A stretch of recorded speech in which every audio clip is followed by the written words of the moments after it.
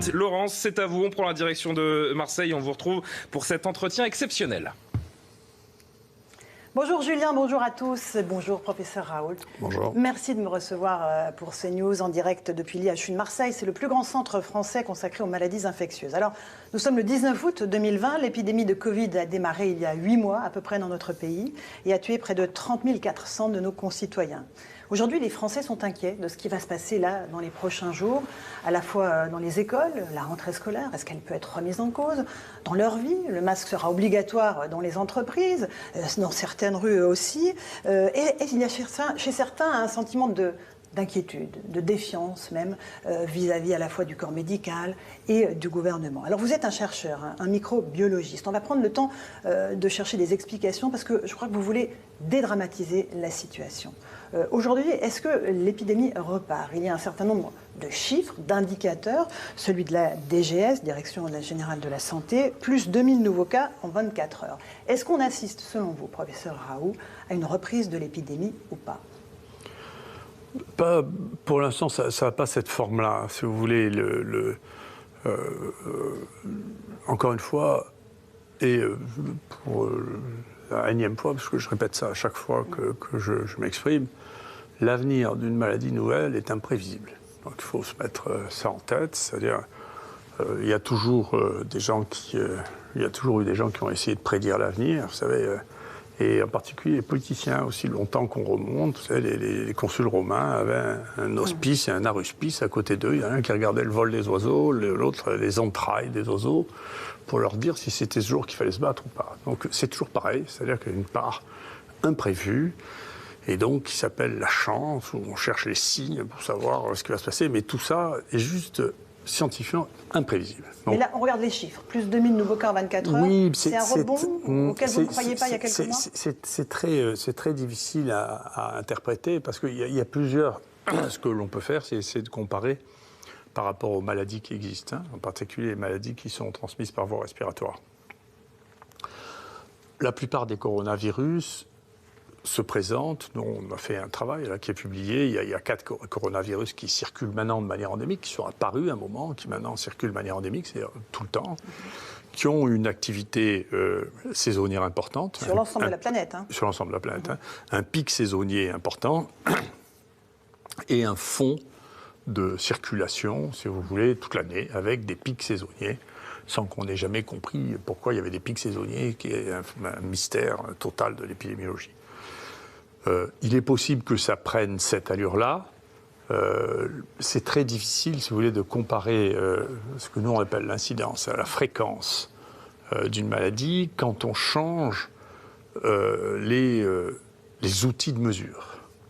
C'est-à-dire que quand on a commencé, la France, on le sait, il y avait un retard considérable à la mise en place des tests.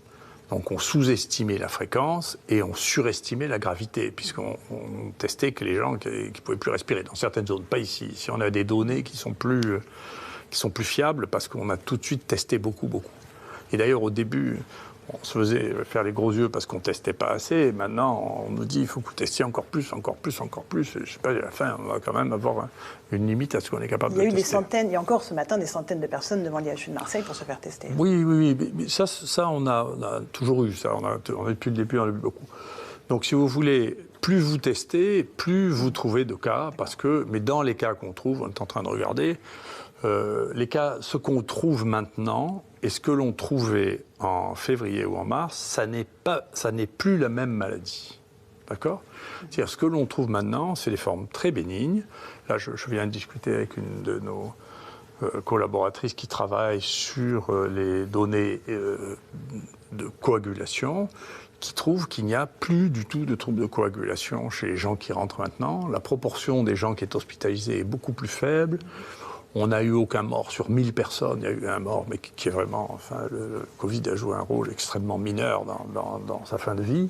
Et est-ce que c'est parce que le profil de ces personnes, de ces malades, a changé? Est-ce qu'ils sont plus jeunes aujourd'hui? Parce que c'est un peu la réalité. C'est ce qu'on pensait, mais c'est ce que j'ai montré hier sur ma vidéo. En réalité, c'est un peu ça. Il y a un peu plus de jeunes, si vous voulez, mais c'est pas spectaculaire. C'est pas tant que ça. C'est la maladie a changé, mais là aussi, c'est un très grand mystère des épidémies et des maladies infectieuses, si vous voulez, c'est que les maladies infectieuses, les épidémies, quand elles commencent, elles ont un rythme de transmission qui s'accélère, il y a de plus en plus de transmissibilité, elles deviennent de plus en plus graves, et puis ceci diminue sans qu'on ait jamais compris pourquoi. Certains pensent que c'est l'immunité de la population qui a changé, mais ça n'a toujours été qu'une hypothèse, mais les épidémies disparaissent toujours, hein. Donc les épidémies de peste du Moyen-Âge, ça s'arrêtait aussi. Vous voyez, donc il y a les épidémies de variole, c'est très bien décrit, hein, les épidémies de variole au cours du XVIIe, XVIIIe siècle. Il y avait des épidémies de variole, puis ça s'arrêtait. Il y a les épidémies de rougeole, puis ça s'arrêtait. Donc comment ça s'arrête et pourquoi ça s'arrête? Encore une fois, on a toujours spéculé que c'était le taux de protection, d'immunité de la population, mais ça n'a jamais été démontré, c'est pas clair. Donc là, vous n'êtes pas inquiet de cette reprise potentielle de l'épidémie? Non, écoutez, dans ce qu'on a actuellement, si on prend toutes choses égales par ailleurs, là, ces données que j'ai données, nous, on a des données pour tous les coronavirus, donc les 4, on a des données pour 3 paramyxovirus, 2 virus de la grippe, le virus respiratoire syncytial, les adénovirus.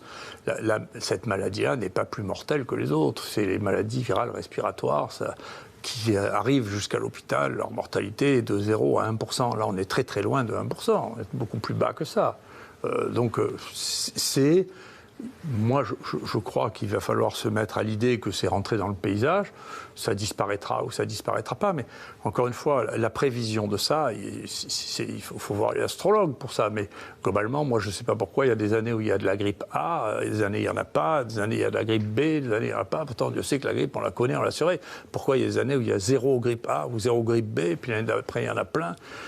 C'est incompréhensible. En 2017, la grippe a tué plus que le Covid a tué cette année. Enfin, il y a comme ça des maladies virales qui circulent, qu'on comprend mal, et qui font partie de l'histoire de notre interaction avec notre environnement. C'est comme ça.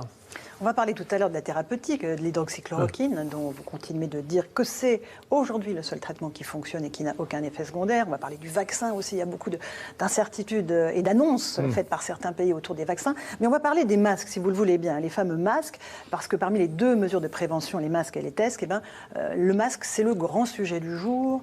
Certaines villes l'imposent dans la rue, Marseille, en partie Paris également. 130 CRS ont été envoyés en renfort ici pour obliger la population à le porter dans la rue, 700 opérations de contrôle, le porte-parole du gouvernement qui vient. Est-ce que c'est de la communication, tout ça? Ma question, c'est est-ce qu'il est prouvé scientifiquement que le masque protège absolument du Covid-19? La chose qui est démontrée scientifiquement, c'est que le masque protège les gens dans le domaine du soin. Voilà. C'est-à-dire quand vous soignez quelqu'un, bien entendu, vous avez des contacts très proches. Quand vous auscultez quelqu'un, que vous mettez votre stéthoscope sur la poitrine de quelqu'un et vous souffle dessus. Là, moi, il y a un travail que j'ai révisé récemment où les gens regardaient quand on fait une trachéotomie, le risque de transmission autour d'une trachéotomie qui est assez important. Hein. Donc il faut là soit toute la pièce qui soit protégée. Ça, c'est assez clair. Pour le reste, rien n'est clair, rien n'a été démontré sur le plan de la transmission virale. Après, c'est une situation sur laquelle il y a une certaine complexité à répondre parce que le masque ne joue pas qu'un rôle physique de protection par voie respiratoire. Il joue un rôle de signal il y a une maladie contagieuse qui circule. Et donc ça, c'est de la science de type sciences humaines et sociales. Oui, psychologique. Oui, c'est de la science humaine et sociale. C'est une autre science que la science virologique, mais c'est une science qui existe aussi. Moi, depuis le début de la maladie, et dans ce que j'ai écrit avant même que la maladie arrive ici, j'ai dit dans toutes ces choses que j'ai vues depuis si longtemps, donc moi, la première épidémie que j'ai vue, c'est celle du sida. Ce dont j'ai peur, c'est de la peur. Donc la peur fait des comportements extraordinairement dangereux. C'est pour ça que j'ai parlé de la débandade de 1940, où il y a eu plus de morts à cause de la peur de la défaite que de la guerre, quand même. Hein.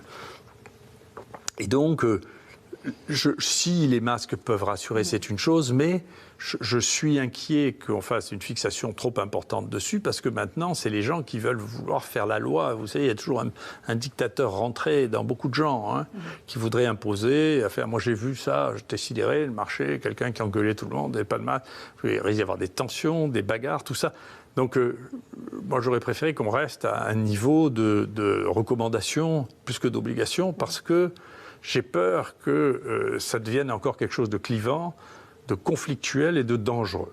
Et donc, je trouve qu'on a une société d'une immense fragilité qui surréagit à la moindre peur sans que ce soit justifié dans 90% des cas. Ici, honnêtement, il n'y a pas plus de morts cette année que ce qu'il y en a eu en 2017, en 2018, 2019 et moins qu'en 2017. Donc, c'est quand même pas la peine de mettre le feu au vieux port. Vous voyez, donc, il faut se calmer.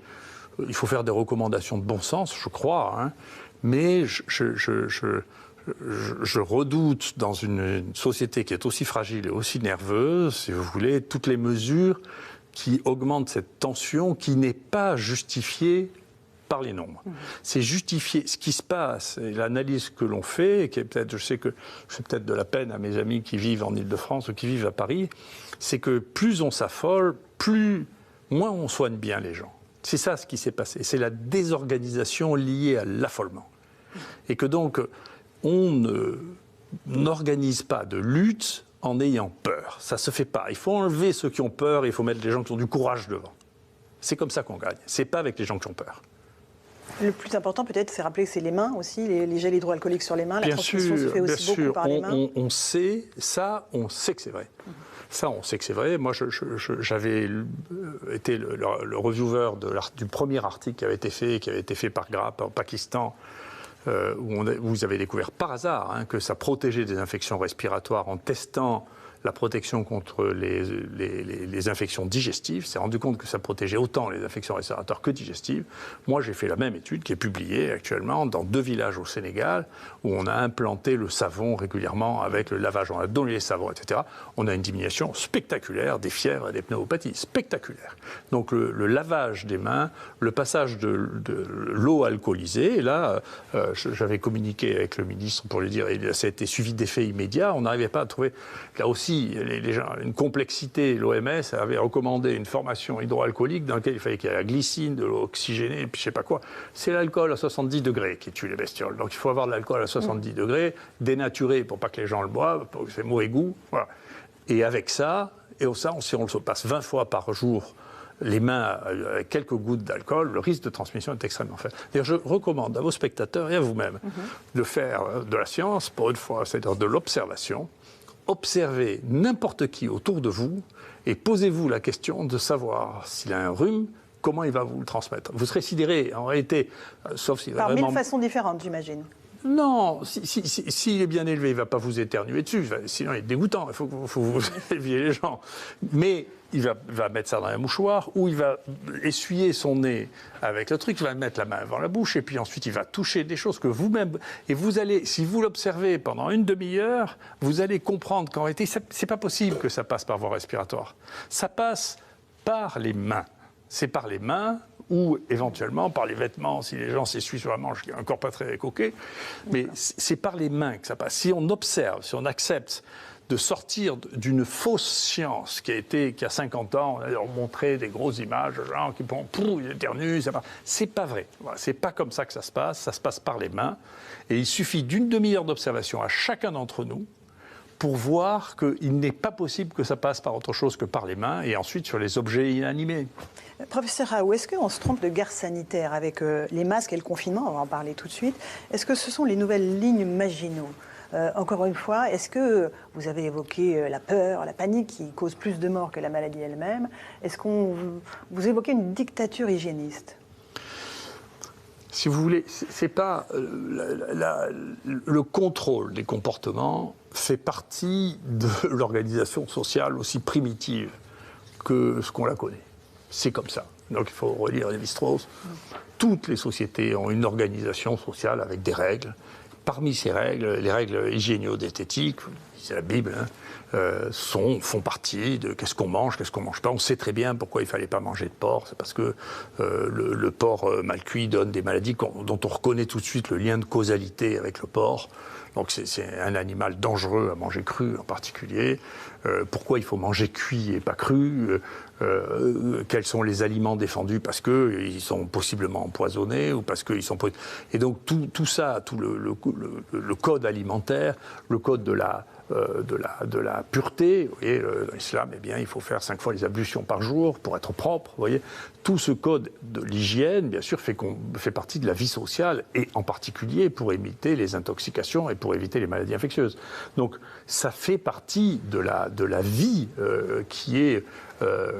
qu'on enseigne aux petits et qu'on enseigne aux enfants et qui fait partie de notre société. C'est différent d'une société à l'autre, mais ces mesures d'hygiène... Alors, elles ont été intégrées dans un corpus religieux jusqu'aux époques religieuses, c'est-à-dire pour l'Occident jusqu'au XIXe siècle. Maintenant, ça a disparu du corpus religieux. Et donc, quand il n'y a plus de religion, le besoin de l'hygiène, c'est d'autres qui s'en emparent, dont l'État qui se substitue. Et maintenant, c'est l'État qui fait le pape, vous voyez.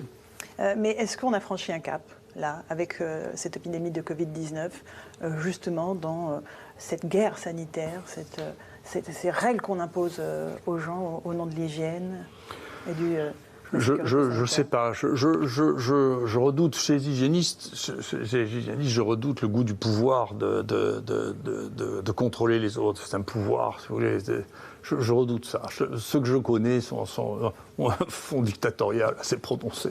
Donc je redoute ça. Voilà, je redoute ça. Et on voit émerger ça, c'est pas très joli. On voit émerger ça là quand je vous dis sur les masques, on voit des gens dont on voit que la nature, c'est d'essayer d'imposer les gens. Je ne veux pas imaginer ce qu'ils faisaient pendant la guerre. Vous voyez, d'aller courir de l'un à l'autre, vous n'avez pas mis le masque. Effectivement, je crois que c'est vous qui me disiez ça. On a arrêté un train parce que quelqu'un n'avait pas mis le TGV son Paris-Nice masque a été dedans. arrêté parce qu'un passager n'avait pas le masque. Ouais. Et donc, si vous voulez, ça réveille des choses que je n'aime pas. Les masques, on vient d'en parler. Le confinement. Quid du confinement? Est-ce qu'il a fait la preuve de son efficacité selon vous? Alors, il y a deux choses. À titre individuel, non, on a montré l'inverse. Voilà, à titre individuel, il y a 2 énormes études qui ont été faites, une en Espagne, une en Italie, qui sont bien faites, moi, j'ai voulu la faire, mais malheureusement, c'était une chasse gardée de l'INSERM, maintenant que je n'ai pas pu la faire, pour comparer les gens qui étaient... Mais j'ai des données quand même. Comparer les gens qui avaient été confinés à ceux qui n'ont pas été confinés, pour voir si ceux qui étaient confinés étaient moins positifs que ceux qui n'étaient pas confinés. Et c'est l'inverse qu'on voit. Voilà. C'est-à-dire que les gens qui sont restés confinés étaient plus contaminés que ceux qui sont allés travailler. Oui. Et nous, on a des données chez nous, ici, le personnel de soins, on a des taux qui sont plus bas que la moyenne française, entre 3,5%, parce qu'ils ont les gestes, ils ont l'habitude, et donc alors que je pense que la concentration en Covid-19 a été plus importante dans cette IHU que n'importe où ailleurs, vous verrez, vous ne l'attraperez pas, si vous faites attention de vous passer les mains à l'alcool.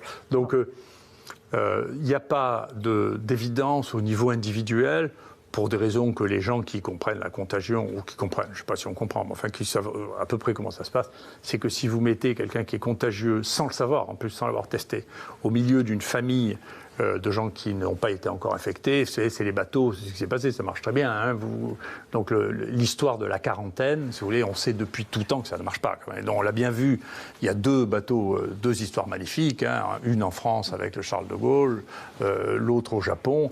On voit bien que si on laisse des gens infectés avec des gens qui ne sont pas infectés, à la fin, vous en avez un tiers ou la moitié qui finissent par devenir infectés. Vous faites ça dans une famille, c'est pareil. Moi, j'étais plus... Il y a des pays qui ont choisi cette situation de détecter et d'isoler dans des hôtels, par exemple. Ils réservaient des hôtels aux gens qui étaient porteurs de manière à les isoler. Ça, c'est ce qu'on appelle le lazaret. Nous, on a testé le lazaret, la quarantaine à Marseille. Il y avait une maladie infectieuse ici, on connaît très très bien les épidémies.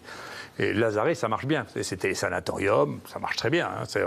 On isole les gens qui crachent la tuberculose le temps qu'ils crachent, et quand ils ne crachent plus, ils ressortent. Vous voyez, ça évite qu'il y ait des tuberculoses autour. Mais est-ce que ça a au moins servi pour ne pas engorger les hôpitaux, le confinement? C'était le but quand même.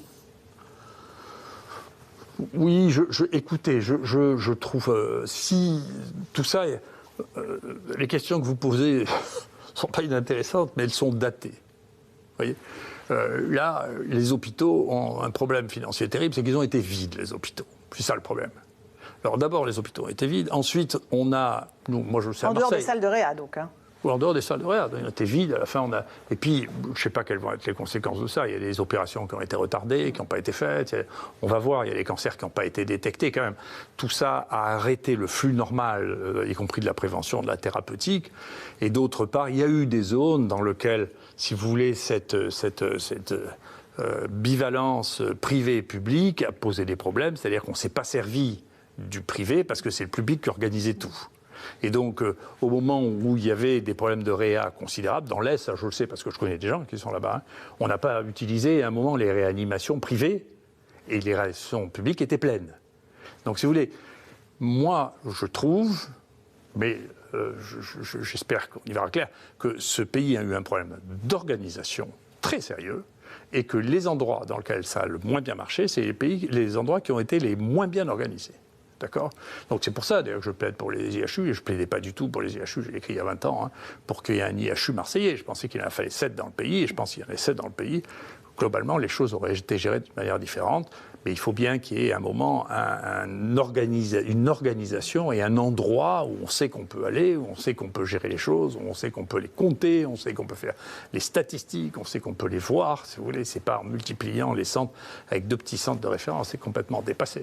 Un mot sur les malades, vous en avez un certain nombre ici à l'IHU de Marseille. Un certain nombre ont des effets secondaires très très longs, tant après avoir été contaminés. C'est très pénible pour eux, c'est un véritable calvaire. On les prend parfois pour des malades imaginaires. Comment est-ce que les médecins peuvent les aider ? Ben, je ne sais pas, déjà, vous savez, la médecine, pour moi, hein, chacun voit la médecine un peu comme il l'entend. Pour moi, déjà, la première chose, c'est l'observation. Donc nous, on a vu, je crois qu'on a été les premiers à le publier, là, avec nos amis, les gens qui font de la médecine nucléaire. On a fait des PET scans, on a organisé on a revu ce qui se passait au niveau du cerveau. Alors, c'est très intéressant ce qui se passe au niveau du cerveau actuellement. Jusqu'à présent, pour remettre les choses en perspective, je m'excuse de vous parler de science, mais c'est mon métier quand même. Mais c'est pour ça qu'on est là aussi. Avant, c'était simple, si vous voulez. Le monde médical avait été organisé, pour ce qui concerne le cerveau, entre ce qui était organique, c'est-à-dire des choses qu'on voyait à l'autopsie, si vous voulez, pour simplifier les choses, et ce qui était psychiatrique, c'est-à-dire on ne voyait pas à l'autopsie. D'accord ? Ça, c'était les fadas, les fous. Ici, on est fadas. Et donc, on a une partie de la population importante qui a présenté soit des pathologies psychiatriques, soit des pathologies subjectives, inexpliquées, dont devant un certain nombre de médecins, quand ils n'arrivent pas à étiqueter, les choses finissent par être dans le déni, par dire ça n'existe pas. Mais il y a un malade qui consulte 5 médecins de suite, il est malade. On ne peut pas lui dire qu'il n'est pas malade. Il devient fou si on dit qu'il n'est pas malade. S'il vous consulte, c'est qu'il est malade. C'est lui qui définit s'il est malade, ce n'est pas vous. Mais ce n'est pas parce que vous ne comprenez pas ce qu'il a qu'il n'est pas malade. C'est que vous êtes ignorant de ce qu'il a.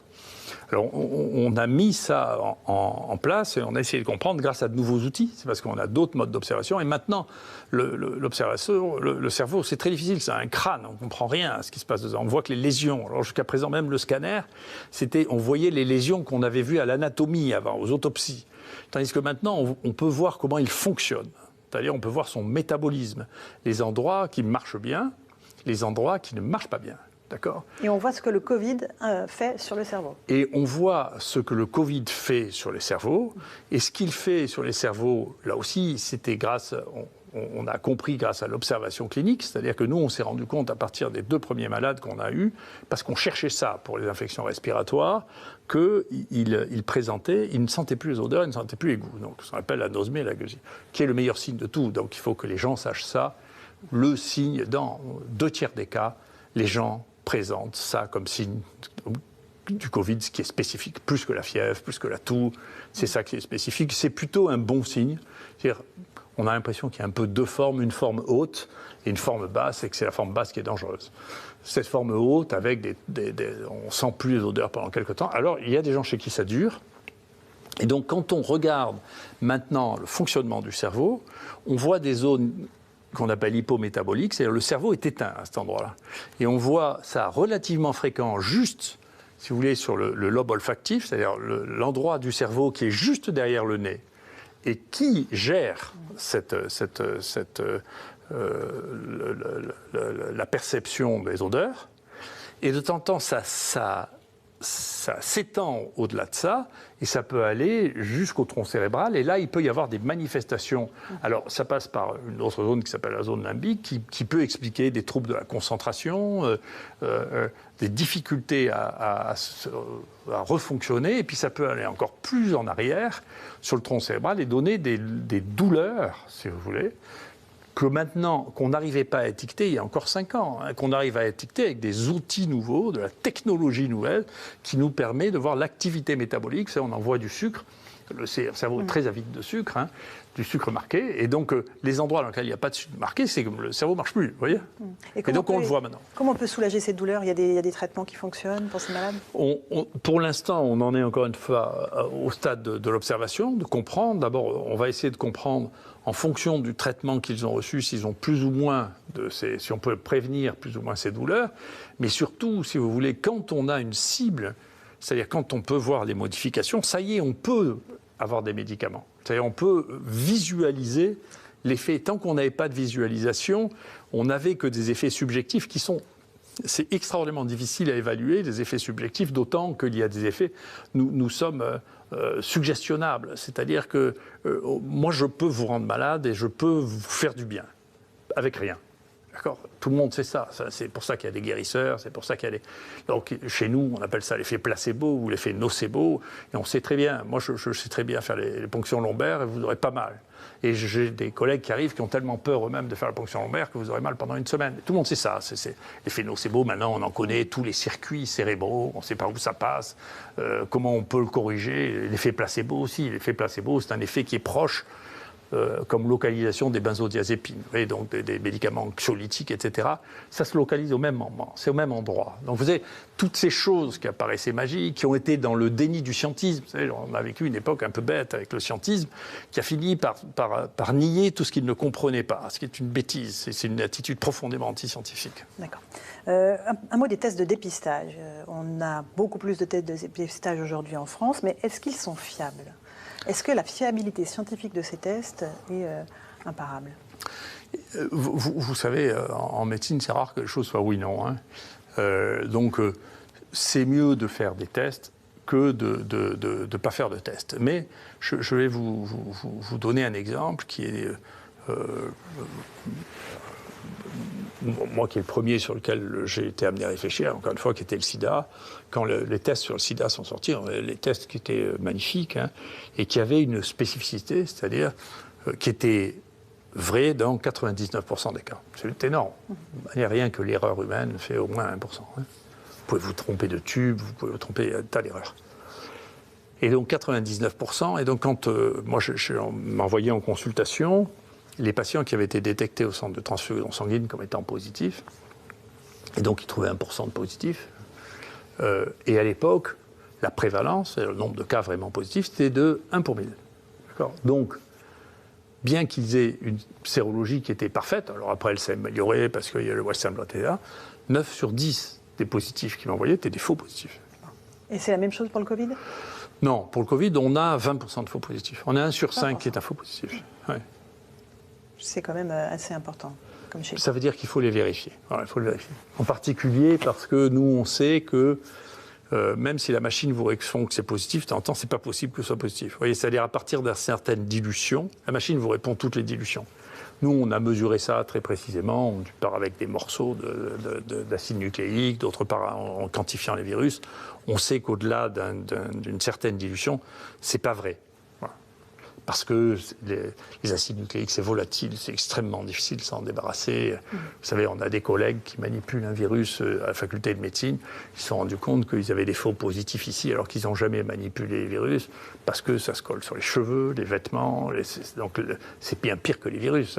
Les acides nucléiques, c'est des molécules qui sont dans l'air. Mais on est au niveau quand même maintenant au niveau des tests. Pardon ? La France est au niveau maintenant au niveau des tests. En termes de nombre, oui, je crois. Okay, Après, j'ai l'impression que beaucoup de gens ont des problèmes, parce que nous, on en reçoit de plus en plus.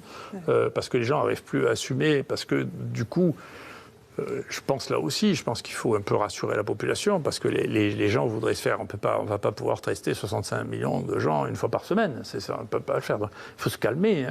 Donc il faut revenir, c'est pas pire que la grippe. Il ne faut pas s'affoler. Si on n'a pas de signe, il ne va rien vous arriver. Les jeunes, je ne sais pas ce qu'il faut faire pour tuer les jeunes, mais enfin, il faut faire vraiment un truc exceptionnel. Donc, il faut se calmer. Il ne faut pas se disputer parce qu'il y en a un qui n'a pas de masque. Il ne faut pas commencer à se battre parce que on va bientôt avoir des meurtres. Parce que les gens n'ont pas bien, il faut se calmer. Il faut se calmer. C'est une maladie virale comme une autre actuellement. En plus, encore une fois, qu'est-ce que vous voulez de plus? Nous, les 1000 derniers cas, aujourd'hui, on a encore un peu plus qu'hier, donc on a 1100, donc 1000 premiers cas. Écoutez, il n'y a pas un mort inattendu là-dedans, quoi. Et nous, encore une fois, à Marseille, il n'y a pas plus de morts cette année que là. Donc si on fait les choses correctement, il n'y a pas de drame, il ne se passe pas, c'est quelque chose de nouveau, c'est quelque chose de nouveau, et quelque chose d'ancien qui disparaîtra, ça va. Les traitements, on va évidemment parler de l'hydroxychloroquine. La foire aux essais internationaux, et je dis le mot foire à Essian, n'a pas permis d'avoir une reconnaissance officielle pour l'instant de l'efficacité de l'hydroxychloroquine, dont vous préconisez évidemment l'utilisation en association avec l'azithromycine. Je rappelle d'ailleurs que l'hydroxychloroquine et ce traitement, hors essai clinique, est interdit dans notre pays depuis le 27 mai. Est-ce que, encore une fois, vous avez tenté de parler aux autorités de la santé pour inverser cette interdiction et la faire lever? Et est-ce que vous maintenez que ce traitement est le seul qui fonctionne aujourd'hui? Si vous voulez, moi, après, si vous voulez, une des positions qui est très différente de ce que peuvent avoir. Je comprends bien que vous ne puissiez pas avoir la même perception des choses. Moi, je perçois les choses en direct. Est-ce que vous les percevez que de manière indirecte? Donc, vous dites, et d'ailleurs on apprend ça dans l'école de journalisme, vous savez que je les connais, on apprenait ça en disant, écoutez, il faut que vous ayez quelqu'un qui est d'un côté, quelqu'un qui est de l'autre, et comme ça vous faites une évolution impartiale. Mais moi, ce n'est pas mon problème. Mon problème, c'est que nous, on en a traité maintenant plus de 4000 malades avec ça. On a une mortalité qui est de 0,45%, si vous voulez. Je ne vois pas comment on peut faire mieux que ça. Ce sera d'ailleurs jamais possible de démontrer. C'est impossible techniquement de montrer qu'il y a mieux que ça. Et depuis le début, honnêtement, personne ne pouvait penser que le remdesivir allait pouvoir être prescrit dans cette maladie. Qui est l'autre médicament. Qui est l'autre médicament, parce que c'est un médicament qui est un antiviral pur, ce qui n'est pas le cas de médicaments qu'on donne, qui ont tous les deux une activité immunitaire et virale. Hein. Donc ils peuvent marcher à toutes les étapes. Mais le remdesivir peut marcher que sur la période virémique, qui est celle où les malades ne sont pas graves. Et c'est un médicament qu'on donne par perfusion. Et c'est un médicament qui donne des insuffisances rénales. Donc vous n'allez pas donner ça à des gens avec des taux de mortalité aussi bas, à 1 pour 1000. Là, vous n'allez pas leur donner un truc qui donne des insuffisances rénales dans 10% des cas et par perfusion. Enfin, c'est pas possible. On leur donne des comprimés, ils rentrent à la maison. Donc, c'est pas possible. Il n'y avait pas d'alternative en réalité. Donc c'est ça ou rien. Maintenant, si vous voulez, il y a une espèce de folie qui je pense que ça marquera beaucoup les épistémologistes, hein, c'est les gens qui font l'analyse des sciences. Ce qui s'est passé autour de l'hydroxychloroquine est unique. Enfin, unique. Non, il y a eu le même scandale avec le Lancet, avec le choléra au 19e siècle, Snow. Donc, ce pauvre Snow qui avait découvert comment le choléra était transmis à Londres a failli être crucifié. Il y a eu la même chose avec la peste, avec le Lancet aussi, où les Anglais avaient publié en extrême urgence un papier anti-français qui prétendait que la peste, en réalité, ce qui était présenté, c'était le pneumocoque. Donc, c'est pas la première fois qu'il y a des erreurs. Cette taille-là, et là, c'est pas le Lancet, c'est le Lancet. Lancet qui est une grande publication scientifique mondiale reconnue dans le monde entier. Les trois grandes publications scientifiques, si vous voulez, c'est pour ça que c'est un phénomène qui est un phénomène extrêmement important. Moi, je pense que c'est un phénomène de bascule de notre société vers l'extrême-orient. C'est l'écroulement d'un monde. Hein. Pour moi, c'est une puissance phénoménale. Parce que le New England a fait la même chose avec les mêmes, dont vous avez 5 pieds nickelés. Personne ne connaît ces gens. Personne ne sait qui c'est. Ils ne filent aucune de leurs données. Ils produisent des trucs que personne ne peut croire. Enfin, personne dans mon labo ne peut croire ce qui était publié dans le New England, et 2 papiers dans le Lancet et 1 dans le New England, qui sont publiés comme ça. Et dont le seul intérêt était d'être à la mode, parce que c'était le Covid, et d'être ce qui était une épidémie, de dire que l'hydroxychloroquine, c'était pas ça. Et donc, un médicament que 2 milliards de personnes ont pris, brutalement tué entre 10 et 30% des gens. Mais comment on peut croire une chose comme ça? On peut simplement croire ça. Moi, je ne sais pas, la première chose qu'on m'a demandé, j'ai un très bon ami qui était extrêmement proche des signaux. Il me dit qu'est-ce que tu en penses? Il m'appelle le vendredi soir. Écoute, ça, je regarde ça le week-end, mais écoute, je ne peux pas croire que ça tue 10% des gens. Donc vous maintenez qu'il n'y a pas d'effet secondaire grave pas, avec la prise de chloroquine? Mais non, il n'y en a pas. Pas de problème cardiaque, tous les médecins non. qui Écoutez, ont souligné cela. Écoutez, c'est après. Une autre chose, médicalement, que j'ai essayé d'expliquer la semaine dernière en essayant de donner un cours de médecine, la chloroquine ou l'hydroxychloroquine, c'est un médicament, mais c'est un médicament qui a une posologie, c'est-à-dire il ne faut pas donner 12 comprimés. Si vous voulez, le Doliprane, d'accord, le Doliprane, si vous regardez vraiment le Doliprane, je vous suggère de faire ça, vous le regardez sur Wikipédia. Comme ça, vous ne direz pas, c'est pas M. Raoult. M. Raoult m'a juste donné le Doliprane, ça tue 100 fois plus que l'hydroxychloroquine, quand même, il faut être sérieux. C'est la première cause de suicide utilisée, le Doliprane. Donc, c'est la première cause d'intoxication médicamenteuse au monde, le Doliprane. D'accord, ça fout des insuffisances hépatiques terribles. La plupart des gens qui sont morts de chikungunya à La Réunion sont morts à cause du Doliprane. C'est un truc qui foutait des douleurs épouvantables, qui durait longtemps. Et la différence entre la dose thérapeutique et la dose toxique pour le Doliprane est extrêmement basse. Personnellement, je trouve que ça ne devrait être prescrit que sur ordonnance. D'accord. C'est infiniment plus dangereux que l'hydroxychloroquine. Et l'hydroxychloroquine, tout le monde s'en fichait, c'était prescrit sans ordonnance il y a 1 an. Et donc on passe de sans ordonnance, vous n'avez plus le droit de prescrire de tout, il ne s'est rien passé entre les deux. Vous croyez ça, mais c'est parce que vous croyez au conte de fées, mais moi j'y crois plus depuis longtemps, je regrette d'ailleurs. Je raconte à mes petits-enfants, mais j'y crois pas, vous voyez. Vous avez demandé au patron de l'agence du médicament de suspendre cette interdiction de l'utilisation de l'hydroxychloroquine. Vous avez eu une réponse? Oui, il m'a dit qu'il réfléchissait, c'est bien. D'accord. On perd du temps? On perd du temps selon vous? Écoutez, je ne veux pas, si j'avais voulu faire la politique, j'en aurais fait. Je ne fais pas de politique. Donc ce que je fais ce que je dois, et je veux pouvoir dormir le soir en me disant que j'ai fait ce que je devais. Voilà, je fais ce que je dois. J'espère qu'ils dorment aussi. Et j'essaie d'être lucide en même temps. Donc on peut toujours dormir en manquant de lucidité. Moi, je cultive la lucidité et l'estime de moi. Je veux pouvoir dormir en ayant le sentiment d'avoir fait ce que je dois. Et le sentiment de l'estime de moi est plus important que toute forme de peur. Et donc je fais ce que je dois. Pas vous dire mieux. Le tabac, qu'est-ce que vous pouvez nous dire sur le tabac? Est-ce qu'il protège ou non du Covid-19? On sait qu'il ne protège pas du cancer du poumon. 30 000 morts par an, 75 000 morts dues aux conséquences du tabac. Donc ça, on sait, c'est absolument terrible. Mais est-ce que le tabac protège du Covid-19? Le tabac a beaucoup d'autres conséquences que celle-là. Le tabac, c'est le plus grand tueur du monde actuellement. En termes de toxiques, c'est le plus grand tueur. Ça donne des insuffisances respiratoires, ça donne des bronchites chroniques, ça donne l'artériosclérose. Donc c'est vraiment une cochonnerie terrible. Et c'était extraordinairement addictif. Ça ruine les gens. Dans certains pays pauvres, ça représente 25% du budget des ménages. Hein. Donc c'est monstrueux, le tabac. C'est la plus grande toxicomanie qui soit développée. C'est une épidémie aussi, c'est récent, hein, donc ça vient d'Amérique et c'est récent. Et donc personne ne défendra jamais le tabac. Donc je ne me mets pas à fumer demain pour être protégé du Covid. Non, mais si vous voulez, ça pose des questions intéressantes. D'abord, je ne suis pas sûr qu'on ait évacué de comprendre comment ça marchait, l'induction du cancer. L'induction des infections respiratoires, on comprend, c'est un truc irritatif et que si vous irritez des bronches pendant 50 ans, enfin, honnêtement, c'est naturel qu'il se passe quelque chose. On arrive à le comprendre, c'est une chose assez simple.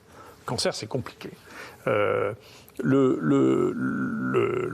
qui est intéressant, c'est que des gens se sont rendus compte par hasard que dans le cas du Covid-19, les gens qui fumaient étaient moins touchés. Et ce qui était, alors que l'hypothèse qui était testée était l'hypothèse inverse, c'est-à-dire dans des groupes qui étaient étudiables, on pensait que les gens qui fumaient, qui souvent sont regroupés ensemble parce qu'on les marginalise, étaient regroupés ensemble, avaient un taux de transmission plus élevé, puis ils n'ont pas de masque. Hein, et il s'est trouvé l'inverse. Donc c'est un phénomène intéressant, et je suis très intéressé parce que je connais au moins 2 Français qui ont écrit ça dans un papier et qui ont été censurés. On leur a demandé d'enlever ça, parce qu'il ne faut pas le dire. Pourquoi? C'est pas conforme aux règles de santé publique? Parce qu'il y a un mouvement scientifique qui a commencé d'ailleurs en France, qui s'appelle en anglais matter of fact or matter of concern, et qui concluait que quand ça représente un problème, le problème doit prendre le dessus sur le fait. Bien sûr, ce qui est une attitude anti-scientifique, mais qui est extrêmement répandue, et beaucoup de journaux scientifiques actuellement sont des journaux d'opinion, sont des journaux d'opinion. En fait, un journal d'opinion dans lequel ils donnent leur opinion sur Trump, sur machin tout. Donc c'est plus un journal académique, c'est un journal d'opinion, d'accord. Donc sur ce qui est bien, ce qui n'est pas bien, ce qui est vrai. Et donc à partir de ce moment-là, la capacité, là aussi, vous avez un conflit d'intérêts. Si vous avez une opinion sur la fin, vous n'êtes plus capable d'évaluer, vous n'êtes plus capable de prendre l'analyse scientifique.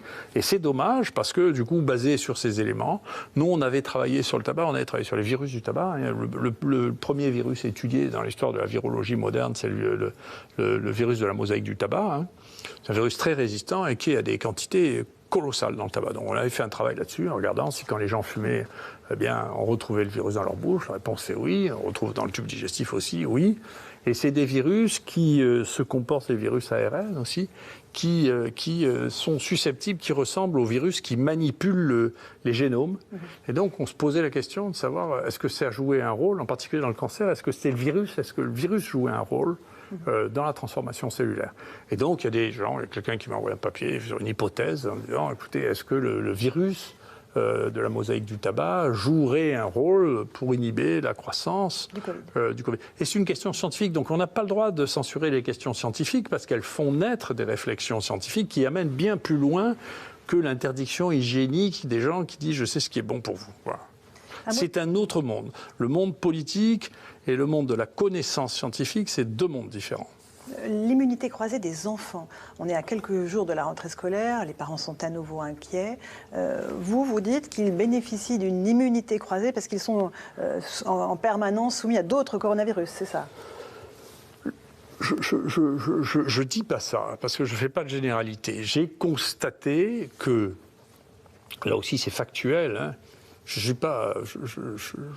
j'essaie de distinguer quand je fais des théories, quand je rapporte des phénomènes. C'est factuel, on était les seuls à avoir ces données à ce moment-là, puisqu'on avait testé beaucoup de gens.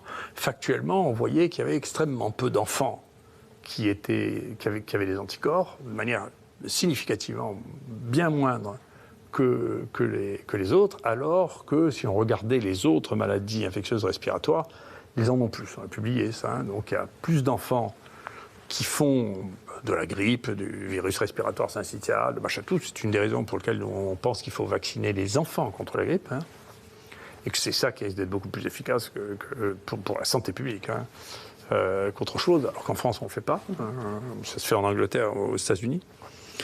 Puis il y a des enfants qui meurent de grippe, hein, tandis que les enfants qui meurent de Covid, il n'y en a pas pour l'instant. Donc on pourrait... Il y a eu 2 cas en France. Oui, il faut... Un petit enfant de 10 ans et une fille. Ouais. Donc...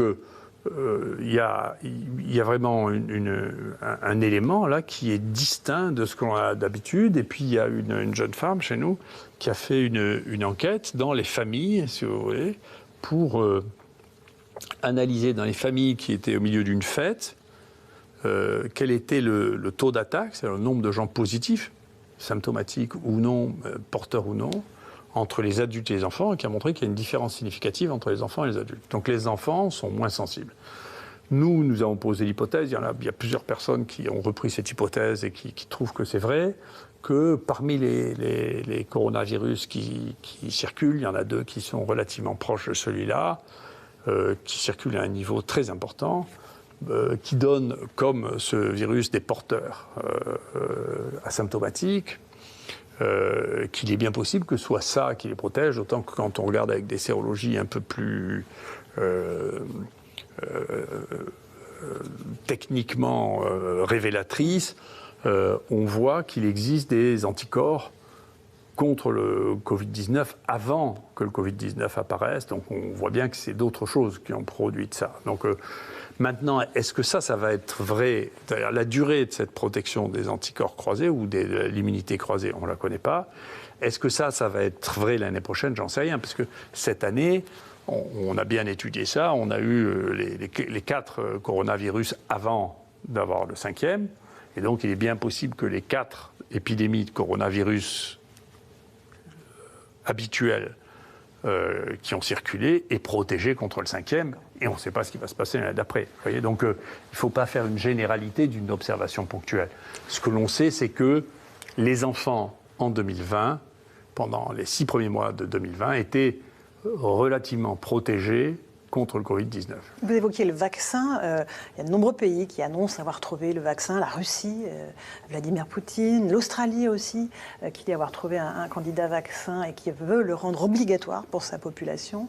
Est-ce que vous avez des informations au sujet de ces vaccins qui sont en cours de fabrication? Il y en a de très nombreux qui sont étudiés dans le monde entier. On voit que les milliards de dollars pleuvent dans tous les sens. Mais est-ce qu'un jour, vous pensez qu'on mettra au point un vaccin contre ce Covid-19?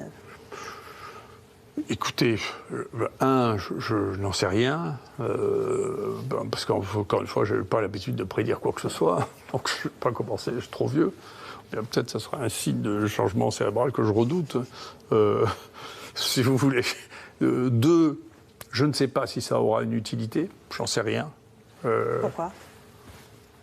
Or, réellement, si vous voulez, si la maladie reste qu'elle est maintenant, je ne sais pas qui c'est qui va vouloir se vacciner pour un truc qui ne tue pas, quoi. Enfin, honnêtement. Hein.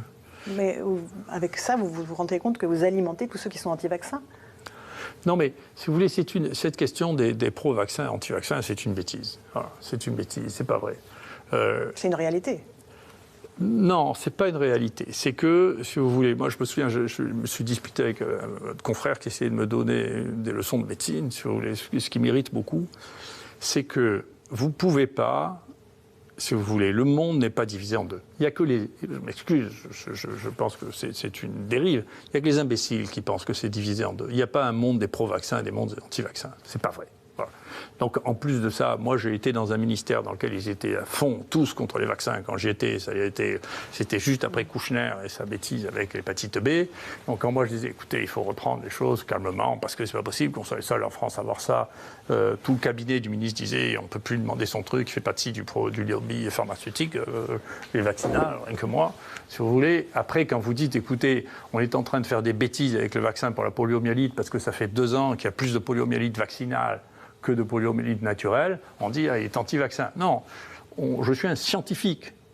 Donc la science, ce n'est pas une question d'idéologie, c'est autre chose. D'accord ? C'est juste de la connaissance.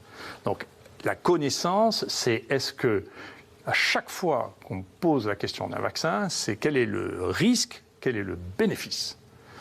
Sans risque, il n'y a rien. Donc si vous avez 0 bénéfice, la balance risque-bénéfice est insupportable. Si vous avez des grands bénéfices, vous pouvez supporter les risques qui soient raisonnables. D'accord ? Donc, tout ça, moi, je me refuse de rentrer dans des idéologies pour enfants. Je ne le fais pas. Voilà. Et donc, j'interdis à qui que ce soit de me dire que je suis un pro ou un anti-vaccin. Enfin, c'est des trucs d'imbéciles. La vie n'est pas comme ça. C'est comme dire on est pour ou contre le vin, puis on ne peut pas être pour et contre le vin. Moi, je suis contre le fait que les gens boivent 10 de vin par jour, parce que vraiment, c'est pas bon pour eux, ça on est sûr. Si les gens boivent un verre de vin par jour, on ne va pas les empoisonner, les empêcher de vivre. Enfin. Mais il y a des gens qui attendent le vaccin de façon extrêmement urgente. L'économie est à terre. On sait que voilà, la vaccination est un des espoirs. Non, mais que vous ayez espoir de vaccin, moi je ne veux pas vous enlever les espoirs. Il y a des gens qui ont toute nature d'espoir, c'est possible. Moi, ma pratique à moi, c'est essayons d'être un peu pragmatiques. On s'occupe des gens, on les détecte, on les traite, d'accord ? Je me méfie terriblement Vous savez, la FDA a écrit... L'Agence du médicament américaine. Nous ne validerons un vaccin que s'il n'y a pas de traitement qui marche. D'accord ? Donc, ce qui explique quand même en partie aussi la guerre contre l'hydroxychloroquine, parce qu'il faudra bien qu'il y en a quelques-uns, il y a quelques malins là, qui commencent à faire l'investigation. Comment expliquer cette guerre complètement folle, complètement délirante contre l'hydroxychloroquine ? Comment est-ce qu'on peut même défendre l'idée qu'un médicament qui a été pris par 2 milliards de personnes est devenu, en 2020, toxique ? Comment on peut défendre simplement cette idée ? Comment ça a pu être défendu dans les plus grands journaux médicaux du monde ? Comment c'est possible ? Est-ce que tout le monde vous savez, c'est l'hypothèse de Bernard-Henri Lévy, c'est tout le monde est devenu fou avec ce truc ? Est-ce que ce sont des intérêts financiers tellement monstrueux ? Est-ce que c'est que nous n'avons plus de bon sens ? Est-ce que c'est que nous sommes incapables de regarder ce qui s'est passé dans le passé. Est-ce que c'est, moi je pense, une de mes théories, c'est que comme on vit dans un monde qui croit au progrès continu, on ne s'est pas rendu compte que beaucoup de choses pouvaient devenir obsolètes, mais pas les molécules chimiques. Les molécules chimiques, elles sont éternelles. Donc ce que vous avez comme capital de molécules chimiques, ça existera toujours dans 1 million d'années. Et ça existait déjà il y a 1 million d'années. Et donc, quand on a découvert une molécule chimique, c'est un modèle qui n'a rien à voir avec le modèle du brevet, du développement, de la propriété intellectuelle, parce que ça reste pour toujours. Donc, et ça, nous n'avons pas ça dans nos modèles de développement économique, nous ne savons pas le faire. Et donc, tout le recyclage, et moi ça fait 30 ans que ça dure, tout le recyclage des molécules qui ne sont plus rentables est un problème phénoménal. Sur les vaccins, encore une fois, vous n'êtes pas anti-vaccin. Vous dites même qu'on a d'abord découvert assez peu de nouveaux vaccins depuis les 20 dernières années et qu'il y en a qui sont à disposition qu'on n'utilise pas assez, varicelle, gastro-entérite. Exactement, bien sûr. Bien sûr. Attendez, moi j'estime, tout le monde n'en a pas la capacité, mais on a le droit d'être intelligent. D'accord ? Moi je ne veux pas qu'on m'oblige à être un imbécile. Je refuse. Voilà. Je refuse, donc je refuse. Je ne fais partie d'aucun clan, je ne fais partie d'aucun groupe. Je fais de la science, ce qui m'intéressait, la connaissance. Si la connaissance, des connaissances nouvelles m'amènent à changer d'avis, je change d'avis sans le moindre remords. Ça m'est indifférent. Je sais bien que la science est fille du temps. C'est Brecht qui disait ça, c'est dans Galilée. Et bien entendu, si elle change, je changerai d'opinion avec. Mais donc l'idée qu'on est pour ou contre les vaccins, c'est une idée pour enfants. C'est pas vrai. D'accord ? Regardez, moi vous voulez que je vous donne un des exemples de vaccins les plus fous. Ça c'est vraiment bien parce que c'est vraiment le 11 septembre. Ça. Le 11 septembre, dans l'espèce de folie d'Ibris qui a pris l'Amérique pour trouver absolument toutes les raisons pour attaquer l'Irak, et d'un coup les gens ont fait circuler l'idée qu'il était vraisemblable que Saddam Hussein avait des lots de variole. D'accord ?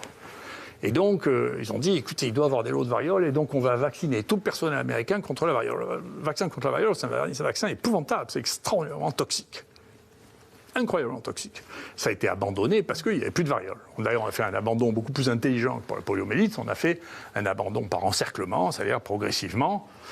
On a arrêté pour se focaliser seulement sur les endroits où il en restait. Ils ont vacciné l'armée américaine et ils ont découvert quelque chose qu'on ne connaissait pas jusque-là, qui étaient des myocardites, des affections du cœur.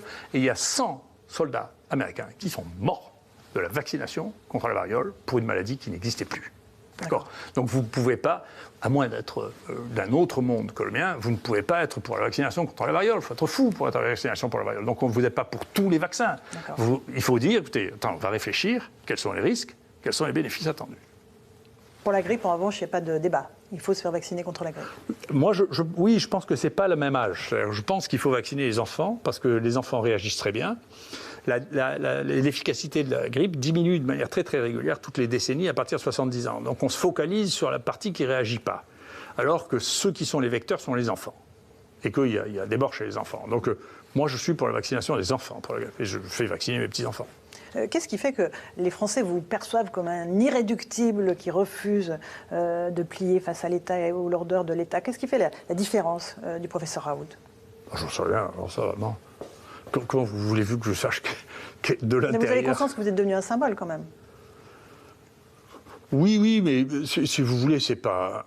ça arrive, vous croyez qu'on choisit des choses comme ça ? Enfin, il faut être fou. Vous croyez qu'on enseigne, va faire des écoles de symbolisme social. Enfin, c'est des choses qui arrivent, c'est le destin. Personne ne décide de ça, si ? Vous croyez que les gens décident de ça ? Moi, je ne suis pas comme Sarkozy qui se rasait en pensant qu'il allait devenir président de la République. Moi, je ne me rasais pas en disant je vais passer à la télé, je m'en fous complètement. Ça ne me porte rien, d'ailleurs, pour vous dire la vérité, à part des ennuis, ça ne me porte rien. Hein. Est-ce que vous avez des nouvelles du président Macron qui était venu visiter l'IHU de Marseille ? Non, j'ai plus de nouvelles. Sur l'hydroxychloroquine, il ne vous a pas donné de signaux ? Non, j'ai plus de nouvelles. Mais encore une fois, si vous voulez, chacun doit faire son métier. Moi, je suis content que, et je l'ai dit, nous avons fait ici, sous l'impulsion de la présidence de Sarkozy, une opération qui était unique, qui a été prolongée par le président Hollande, qui a été prolongée par le président Macron, qui est de créer des instituts modernes qui ont une puissance suffisante pour faire face à des situations et pour pouvoir avoir une dimension internationale. On a créé ça. Moi, mon rôle, c'est de le faire fonctionner et de montrer que dans ce type de situation, nous sommes capables de faire face à la situation. Donc ça, c'est mon rôle. Après, le rôle de l'État, c'est de transformer ce que nous avons fait en quelque chose qui est utile pour la société en général. Ce n'est pas le mien de rôle, ça, c'est le leur. La décision politique est une décision qui est aussi complexe et aussi multifactorielle que la décision médicale. C'est compliqué, ça ne se règle pas en oui ou non.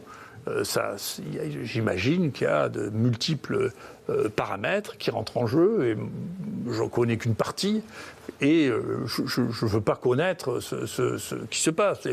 Les gens voient pour Trump, on dira Trump est pour l'hydroxychloroquine. En compte, moi je pense que Trump il est au moins autant pour Gilead que pour l'hydroxychloroquine, parce qu'il aura besoin du peuple, mais il aura besoin d'argent aussi, et que l'argent, c'est pas le peuple qui va lui donner, à mon avis.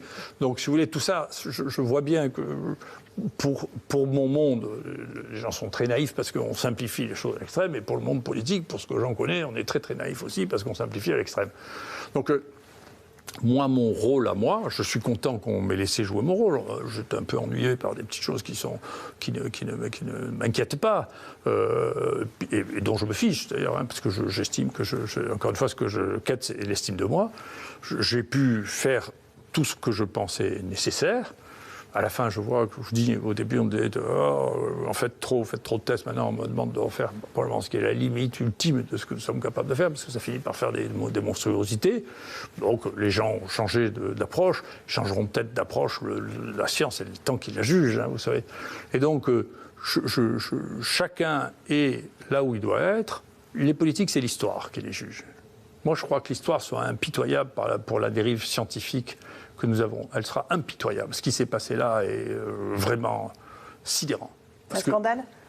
C'est un énorme scandale. Vous vous rendez compte, je ne sais même pas d'ailleurs, probablement parce que la plupart des gens ne sont pas lucides vous vous rendez compte de publier un truc de guignol que n'importe qui est capable. Vous savez, nous, quand on écrit un truc pro-hydroxychloroquine, on a 7 à 8 reviewers qui nous dépiotent tellement le sujet est chaud.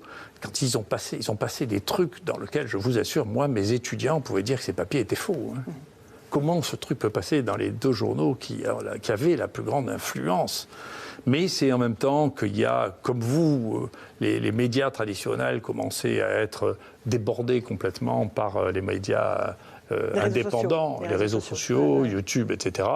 Les journaux scientifiques, c'est pareil, ils sont en train d'être complètement débordés et leur fiabilité va disparaître. Ce qui va faire, c'est l'audimat des articles que vous mettrez en préprint, si vous voulez, sur des sites. Maintenant, nous, à la suite de ça, on a créé notre propre site de préprint, puisque les gens faisaient de la censure même sur les sites de préprint.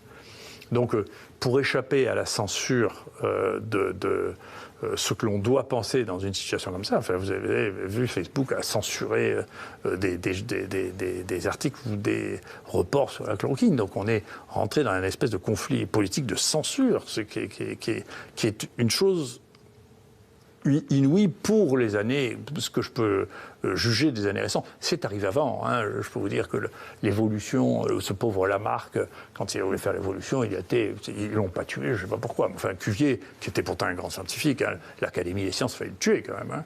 Et donc, il a dû fermer sa gueule, on l'a interdit de parler, et puis il n'a plus parlé jusqu'à sa mort. Ouais. En tout cas, vous aussi, vous avez l'occasion de parler, et tant mieux.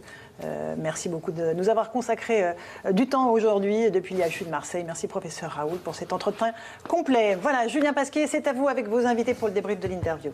Merci beaucoup Laurence, un entretien dense, beaucoup de choses à retenir de cette interview que vous venez de mener avec le professeur Raoult. Merci pour votre attention. Suite à la réduction des activités économiques, je suis sans revenu pour plusieurs mois. Pour bénéficier d'autres vidéos introuvables ailleurs, merci de soutenir Forum France en utilisant le lien à l'écran. N'oubliez pas de partager sur les réseaux sociaux. Pouce à l'air et à bientôt.